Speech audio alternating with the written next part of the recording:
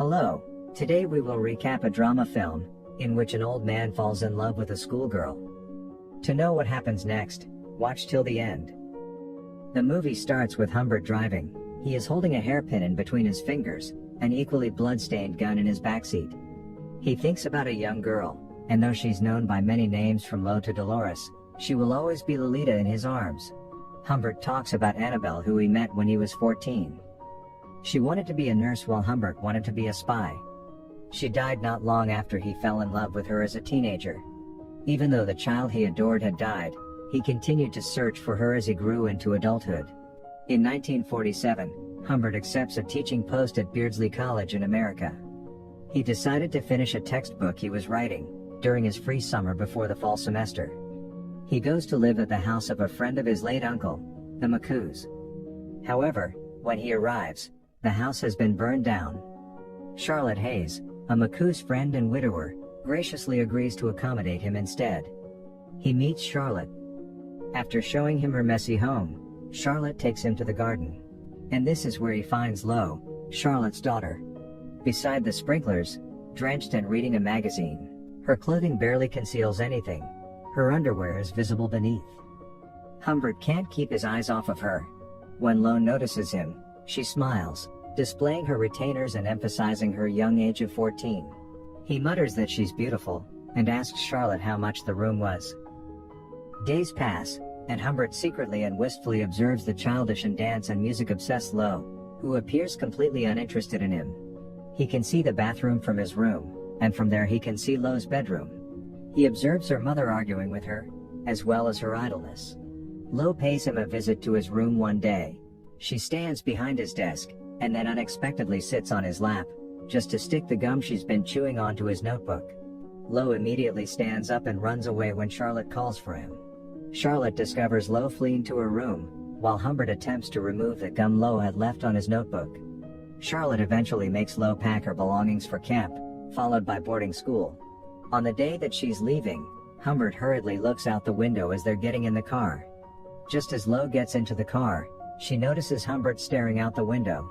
Lo runs back to their home, then up the stairs so she can jump for Humbert. She wraps herself around him and kisses him goodbye. Humbert, on the other hand, rushes to Lo's room and dives into her closet. But as soon as he hears Louise call out to him, he straightens up to meet her. She gives him a letter, and when he reads it, he realizes it's from Charlotte, in which she expresses her love for him. She requests that he leave before she returns. If he doesn't, it simply means that he wants to be with her as much as she does. Humbert stays and marries Charlotte, with Lo absent from the ceremony. Despite Charlotte's affection for Humbert, he remains dismissive of her. Humbert successfully avoids most of his husbandly duties 6 weeks into their marriage, by giving Charlotte sleeping pills. When he gets home one day, he finds Charlotte crying at the table. She had read his diary, where he had called her a fat cow, old and stupid, and how much he liked Lo. She tells him she's leaving and promises he'll never see Lo again. He tells her that they both need a drink. Humbert receives a phone call, in which a man informs him that Charlotte has died. Humbert realizes that Charlotte's no longer at the writing table. The front door is wide open. He steps out and finds her lifeless body in the middle of the street. A kid hands Humbert the letters, explaining that she was going to mail them when she got hit. Humbert accepts the letters and heads back to their house, where he can stop pretending that he cares about his wife's death. Humbert eventually packs Lo's clothes and drives to camp to pick her up. Lo inquires about Charlotte in the car, and Humbert informs her that she is in the hospital with an abdominal problem. Lo then goes to the back of the car to change her clothes, while he is watching her through the rearview mirror. He then tells her that he missed her, to which Lo responds that she didn't miss him. She tells him that she believes he doesn't care about her, because he has yet to kiss her. In response, Humbert pulls over. Lo immediately climbs onto his lap to kiss him. They later check into a hotel. While Humbert is speaking with the receptionist, Lo crawls to a dog and begins mischievously playing with it. The dog's owner is a wealthy and elderly gentleman. The owner remarks that his dog dislikes most people, but surprisingly, likes Lo. When Lo asks who the dog likes, he says he can smell the sweetness, and that he likes nice sweet young people like her. Humbert leads Lo to their hotel room. Once inside, she asks him if they'll be sharing the same room and bed. Humbert tries to convince Lo that he can take the cot if she wants, and as Lo slumps down on the chair, she calls him crazy. She speaks dismissively and uncaringly about her mother divorcing him and strangling her if she finds out. Humbert sits on the bed, attempting to explain to her that he is responsible for her welfare as her father, and that because they are not wealthy, they must share the same room when they travel. After checking into their room, the two later have dinner. Lo gestures to one of the men in the booths, claiming that he's watching them. It's the dog owner from the lounge.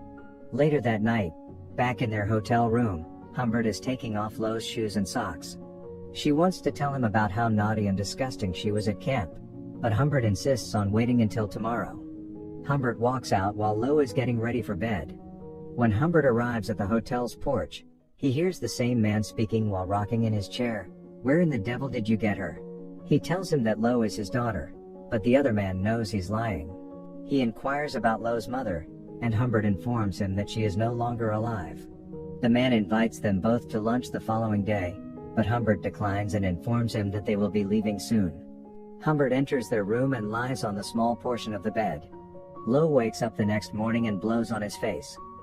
She kisses him softly and sloppily before whispering something in his ear, prompting Humbert to ask if she really did that with Charlie, someone she met at camp. She playfully tells him, and she guesses she'll need to show him everything. Then she starts untying his pajama bottoms and hugs him. They leave the hotel by car, and Lo asks him to take her to the gas station because she is in pain. He looks at her, terrified, and she tells him what he expects after what he did. She describes herself as a daisy fresh girl. Then Lo muses about calling the cops, to tell them he forced himself on her before breaking into a grin. Lo rushes to the store, and when she returns, she requests coins from Humbert so she can call her mother. He informs her that she cannot, and she asks him why she can't contact her mother. Humbert finally tells her the truth. They began traveling extensively throughout the country after that. One hot morning in an inn, Lo and Humbert hug each other on a chair while Lo's reading comics. They eventually arrive at Beardsley College, where Humbert takes up his teaching position. He also gets Lo to attend a very liberal Beardsley prep school. Lo tells Humbert one afternoon that she'd like to participate in a school play. Humbert is already aware of it. He flatly refuses. She walks over to Humbert and sits on the floor in front of him, calmly asserting her intelligence. She uses her foot to play with his bull. She proceeds to seduce him, telling him she has a right to be in a play if she so desires. She demands that he increase her allowance and allow her to participate in the play. She states that she wants things too, the same way he wants things from her. Mona, one of the schoolgirls, speaks with Humbert while Lo is rehearsing for her role as a witch in the school play. She draws his attention to a smoking man near the exit, saying that it's Claire Quilty, the actual playwright. Humbert finds himself purchasing her favors as their relationship grows colder. He believes she is saving every penny in order to flee from him.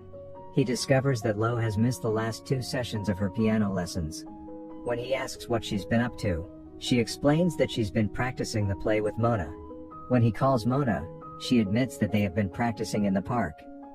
Humbert isn't convinced, and the two get into an argument. He accuses Lo of attempting to flee from him, which she does not deny. He slaps her. She tells him a murderer. He requests that she stop, but she refuses and continues her accusations. She screams and runs from him. Humbert finds Lo at a pharmacy. Lo quickly tries to hide the fact that she was calling someone. She informs him that she has been attempting to contact him since she made a decision. She wants to leave Beardsley and go on another trip, but this time she chooses where they go. The next day, the pseudo-father-daughter duo departs Beardsley for wherever Lo desires. She draws a map with her lipstick to show Humbert where he needs to go. However, as they drive along, Humbert notices that they are being followed. He asks her to write down the license plate of the car, and suspects that a detective, who resembles his uncle Gustav, is following them. The detective kept changing cars, and some days he'd vanish, leaving him to wonder if he was hallucinating. Humbert stops at a gas station one day and goes inside to try on some sunglasses. When he looks out the window, he sees Lo talking to a man in a hat, and the man has vanished by the time Humbert rushes out. Humbert gets in the car and asks Lo about him, and she explains that he asked if they had a map. The two eventually stay in an inn again, and Humbert leaves Lo to get her bananas while he gets a haircut. He hears on the radio in the barbershop that Claire Quilty will be in Wace, Texas that night. When Humbert returns to the inn, he finds Lo sitting down, her feet dirty and her lipstick smeared. He claims she has been out, but she tells him she has only just gotten up. He throws her on the bed, and begs for her to tell him who it is, as he hugs her again. She only smiles at him, kisses and giggles at him. They leave and stop by another inn on a rainy night. As the woman shows Humbert to their room, they notice Lo sitting on the ground, pale and shivering. The doctor tells Humbert in the hospital that it's just a virus, and that it's nothing serious. The doctor requests him to leave or else he'll catch it too.